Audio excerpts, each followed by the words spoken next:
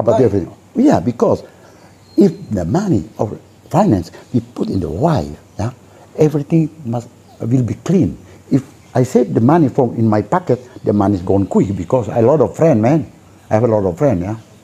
I have a lot of friends. Para saudara, senang sekali bisa berjumpa dengan Anda sekalian setelah kemarin dalam perjalanan ke Madura untuk berbicara sedikit tentang sejarah gereja di Pulau Madura. Sekarang saya berada di Pulau Dewata, Bali. We wanna chase the night, wanna dance to the light, pull the stars from the sky, just two hearts running wild. Never sleep, never stop, every shot from the top. We're gonna be two hearts. Mengapa saya berada di sini? Saya sedang ada dalam perjalanan untuk liburan sekaligus mendapat tempat tugas yang baru. Lalu dari tim pencerita, adik-adik saya memberi banyak tugas. Salah satunya ke Pulau Madura dan meminta saya untuk membuat kisah-kisah dalam perjalanan. Di sini saya berjumpa dengan tokoh umat yang berada di paroki Kulibul. Kita akan mendengar bagaimana kelembutannya, bagaimana kekuatannya, bagaimana perjuangan hidupnya. Dan secara istimewa pada hari ini saya ingin bertanya tentang keterlibatannya dalam gereja di paroki sebagai ketua lingkungan. Kita bersama dengan Uncle Bon, demikian nama yang sering disapa oleh anak-anak. Banyak nama, tapi saya suka memanggil dengan Uncle Bon. Apa kabar? Well, baiklah. Oh, very good, Romo. Okay, the first, Romo, please allow me to say welcome to Bali, yeah, Father Vincent Betu. I have three simple questions. Yeah, please, man, do it. Hey, unu se ancore. Begini. Apa lagi? Uncle Bon. Yeah. Sudah berapa lama Uncle Bon menjadi ketua lingkungan di paroki ini? Wah, kurang lebih. Ada 8 tahun lebih lah. 8 tahun? 8 tahun lebih. Ha. Saya sebenarnya tidak mau, Romo. Tidak mau lah. Pengaruh apa? Anak-anak nih terlalu mencintai saya atau bagaimana senangnya saya tidak tahu, Romo. Kami punya warga dari Santo Gabriel, lingkungan Gabriel ini, Santo Paulus Kulibul ini. Di warga saya itu kurang lebih itu, Romo, 471 jiwa. Dari 471 jiwa itu tuh, dan itu terdiri dari 100 kakak. Dari 100 kakak tuh di lingkungan itu ada 6 KBG. Ada 6 KBG. 6 KBG. Dan Romo perlu diketahui bahwa salah satu lingkungan di Santo Paulus Kulibul ini, paroki kami ini, saya punya umat itu paling banyak, 471 jiwa. Itu belum termasuk ada bayi-bayi yang baru 1-2 tahun nih, belum masuk nih di database saya tuh. Yang 471 jiwa itu yang sudah produktif, yang sudah umur produktif. Jadi karena umat begitu banyak, saya coba supaya memudahkan memanage ini KBG ini. Data lengkap. Data lengkap, database lengkap, Romo, ngeri lengkap, jawabnya lengkap. Jadi diminta oleh DPP, oleh paroki saya punya ini lengkap semua. Jadi dari 100 kakak ini terdiri dari 6 KBG. Ini setiap bulan ini yang terus saya setor nama-namanya ke. Kami setiap 3 bulan selalu ada evaluasi dan kami selalu ada refresh database. Sehingga umat-umat saya ini nih dari 6 KBG ini, Romo, jauh hafal semua, jauh tahu semua. Jadi 6 KBG itu dengan ketuanya masing-masing, saya bilang, Pak Ketua, bagaimana umatmu ada masalah minggu? Tidak ada, Pak Ketua, aman, so far is running well. Okay, good, do it. Well, go ahead, okay. If you have any problem, just call me and just contact me how to solve this problem. I do that, man, come on, I do that, no problem. We try do the best in our church. Why not, man? No, we do that. For our church. Oh yeah. Dan Okay. you know, this Catholic man, we have to strong from our heart, and then we can do anything. Oke, saya potong. Okay. Saya mesti menjelaskan ke sahabat-sahabat. Itu tadi disebut oleh Uncle Bon itu tentang KBG. KBG itu singkatan dari Komunitas Basis Gereja. Ya.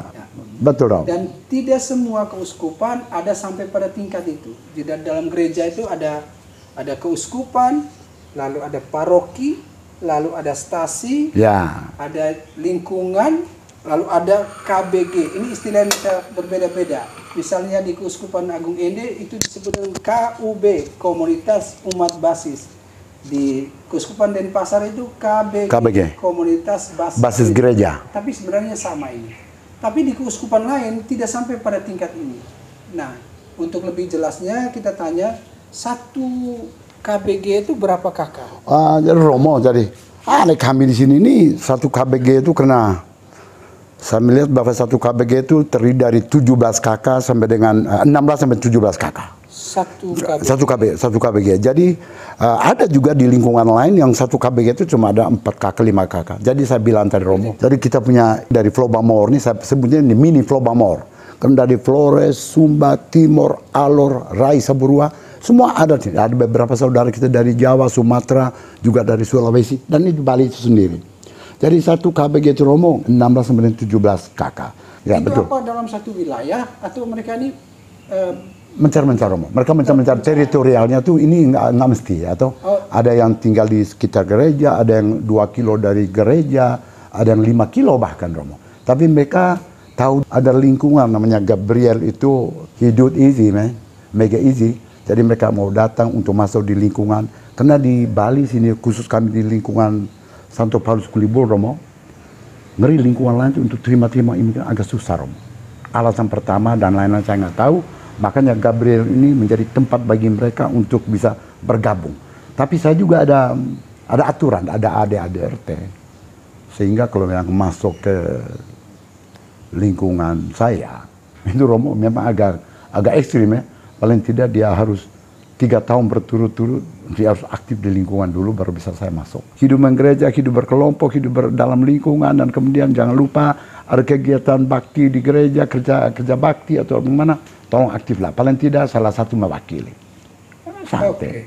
Baik, itu ya, kegiatan di paroki sebagai ketua lingkungan. Tapi ngomong-ngomong sudah berapa tahun ini pernikahan? Oh, Romo jauh, jauh.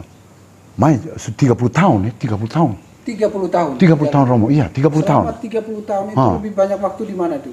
Di Bali atau di mana? Jadi saya begini Romo, jadi saya kebetulan syukur puji Tuhan Yesus memberikan saya istri yang sangat mempercayai kepada saya karena saya melakukan dengan hati ya Romo ya.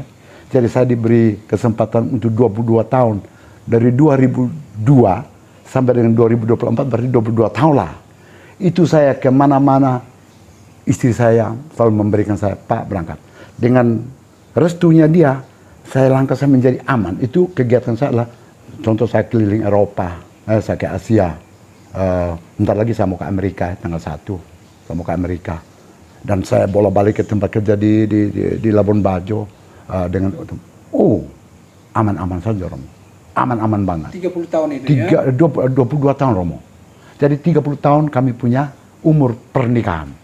22 tahun itu? 22 tahun itu saya selalu keluar kota. Karena saya bisnisnya saya ini kan orang tourism activities, tourism industry. So I have to work, I have to go out inbound and outbound. I have to do that, man. I have to do that, yeah, for for the life, for the life. Yeah, of course, but very hard life in Bali. So difficult and then very expensive in Bali, 30 tahun perjalanan menjadi dalam keluarga ya, pasti ada suka duka, ada. Oh, of course, man, of course. Suka duka. Yeah. Sudah berapa kali sebagai pasangan mendampingi orang-orang muda sebagai wali nikah misalnya? Saya orangnya agak susah karena saya ada pernyataan-pernyataan atau statement-statement yang harus kau lakukan untuk menjadi anak-anak saya lah. Karena menjadi orang tua saksi itu berat loh Romo. Sebab suatu saat mereka kalau ada masalah, tidak mungkin mereka lari ke orang tuanya masing-masing ya. Pasti mereka lari ke bapak mama saksinya karena berdiri di posisi netral. Jadi boleh nggak mau buat pertanyaan kepada kamu? Boleh Bapak? Ini kalau yang mau minta nih? Kalau mau minta nih, kalau mau minta, jawab bilang begini, memang. Saya dengan tantamu ini sampai 30 tahun. Karena saya, sebelum saya mau nikah dengan tante sudah tahu. Tidak boleh melakukan satu, namanya kekerasan.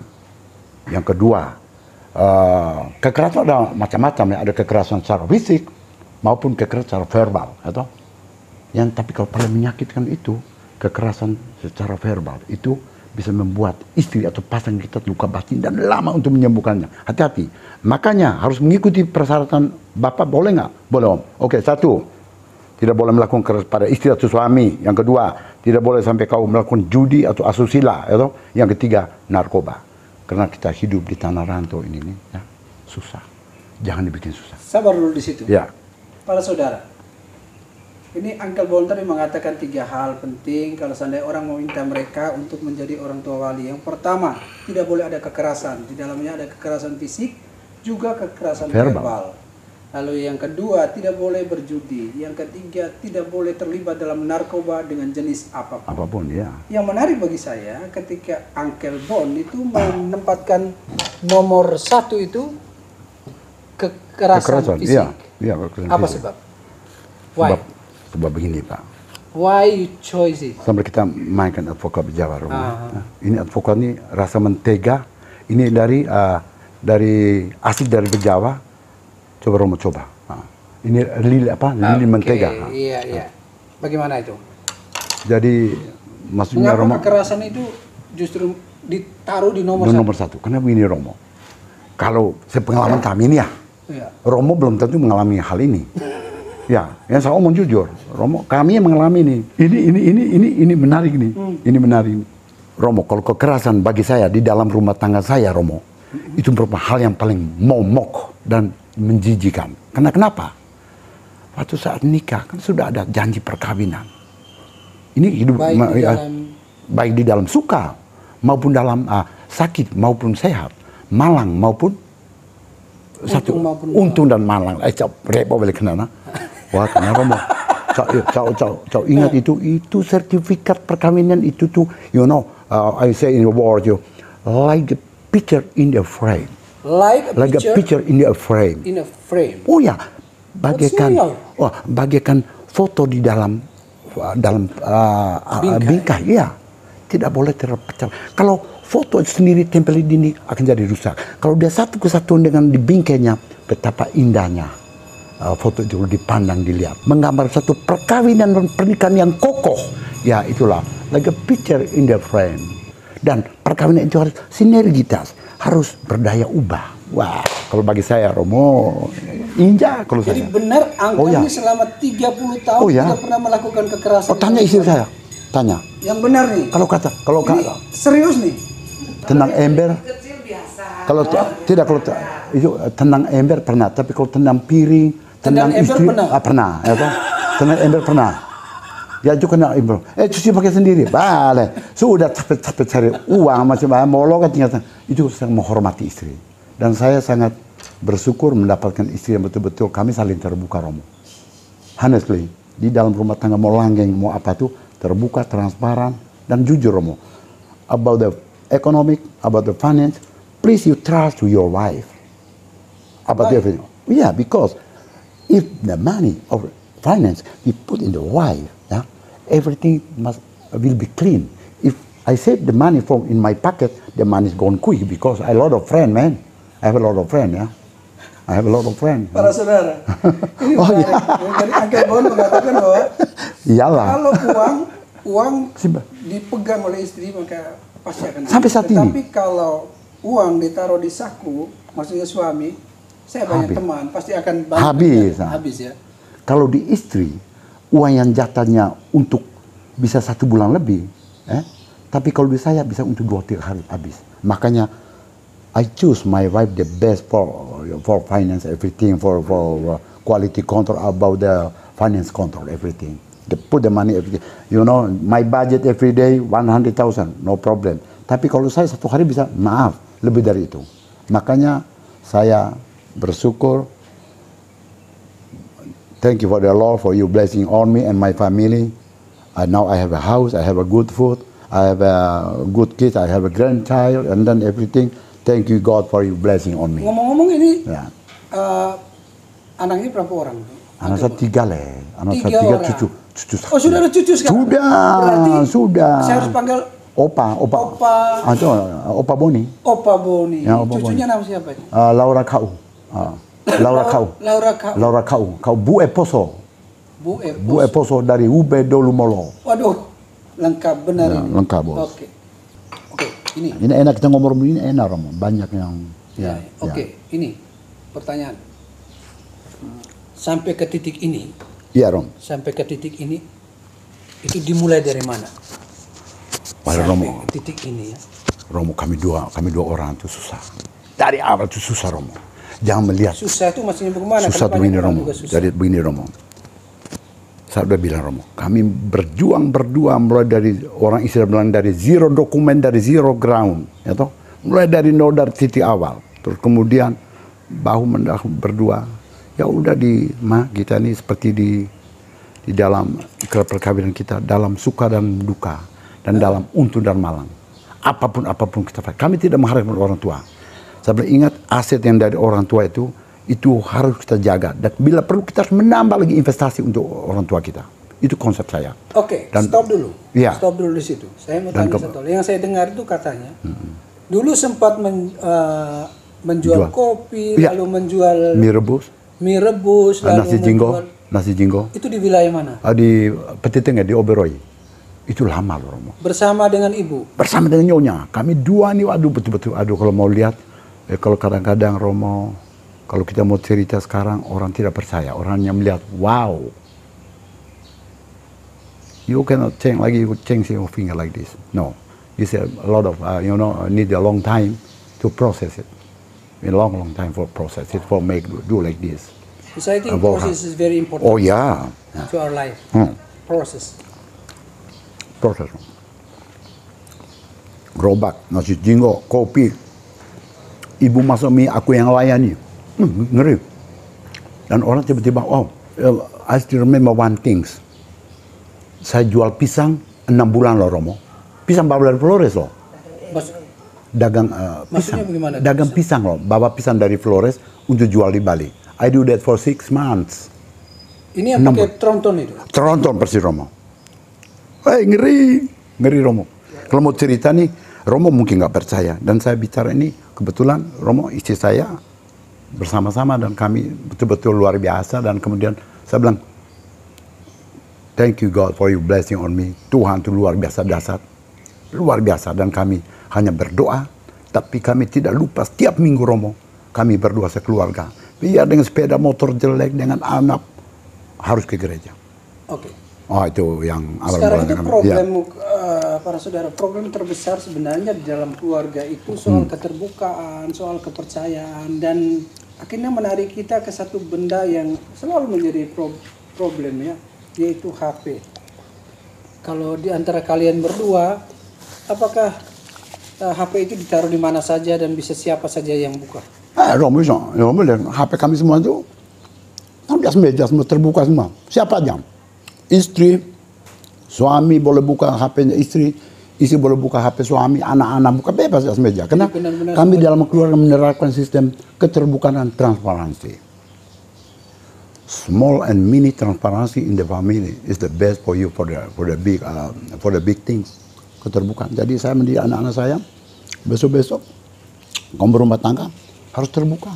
Tidak ada yang sembunyi-sembunyi. Itu aja, simple. Kami buat ini seperti air yang mengalir. Kami saling terbuka dan saling, kalau ada masalah bersama kita, how to solve this problem together.